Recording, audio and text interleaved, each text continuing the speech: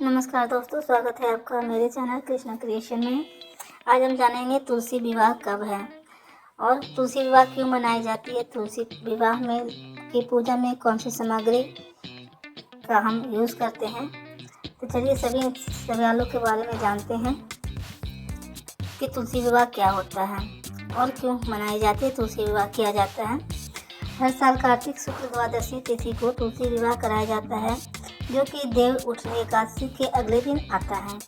हिंदू धर्म में तुलसी विवाह का विशेष महत्व है बताया गया है। इस अवसर पर तुलसी माता और भगवान विष्णु के शालिग्राम रूप को के साथ विवाह करवाया जाता है। पूरे संस्कार के साथ संपन्न किया जाता है। तुलसी विवाह से चतुर्मास की समाप्ति होती है और शादी विवाह जैसे मांगलिक कार्य पुनः आरंभ हो जाते हैं। देवशयनी एकादशी पर जब योग निद्रा में चले जाते हैं भगवान विष्णु और देव उठनी एकादशी पर वह जागते हैं। 4 महीने की इस अवधि को चतुर्मास भी कहा जाता है। दोस्तों, इस दौरान शुभ व मांगलिक कार्य नहीं किए जाते हैं। इसके बाद जब देव उठनी एकादशी को भगवान जागते हैं तो द्वादशी तिथि पर उनका विवाह लक्ष्मी स्वरूपी तुलसी से कराया जाता है और इसके बाद शुभ मांगलिक कार्य जो है वह आरंभ हो जाती है। सनातन परंपरा में तुलसी विवाह को कन्यादान के समान समझा गया है।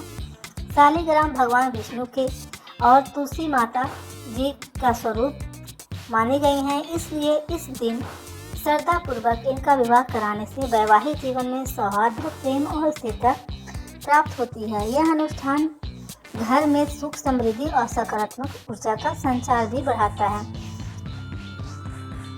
इस बार तुलसी विवाह को लेकर लोगों में बड़ा ही कंफ्यूजन है। कोई 2 नवंबर को तो कोई 3 नवंबर को तुलसी विवाह बता रहा है।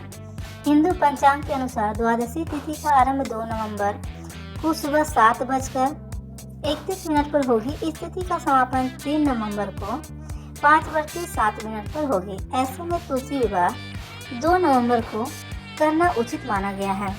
तुलसी विवाह का अनुष्ठान मुख्य रूप से गोधूली वेला यानी कि संध्या काल के समय ही किया जाता है।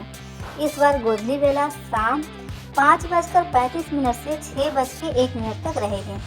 इसके अलावा आप सुबह में भी 9:29 से 11 बजे तक जो अमृत काल की सुबह की पूजा भी आप कर सकते हैं। दोपहर 1:55 से 2:39 तक विजय मुहूर्त है, तो आप इस मुहूर्त में भी पूजा कर सकते हैं। अब जानते हैं कि तुलसी विवाह के दिन क्या करना चाहिए।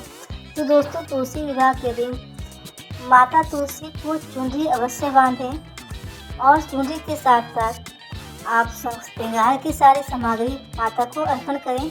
ऐसा करने से आपके वैवाहिक जीवन में सुख समृद्धि आती है और भगवान विष्णु और माता तुलसी का आशीर्वाद भी प्राप्त होता है।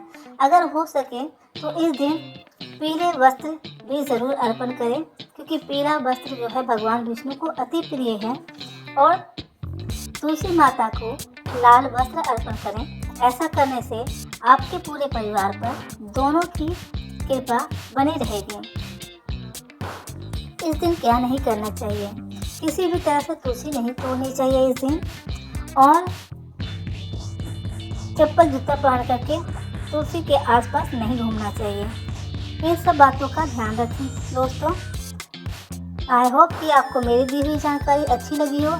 अगर आपको मेरी दी हुई जानकारी अच्छी लगी है तो प्लीज़ लाइक और शेयर ज़रूर कीजिएगा, और अगर चैनल पर पहली बार आए हैं तो चैनल को सब्सक्राइब ज़रूर कर दीजिएगा। मिलते हैं अगले वीडियो में, तब तक के लिए नमस्कार। अपना ढेर सारा ध्यान रखिए। जय माता दी।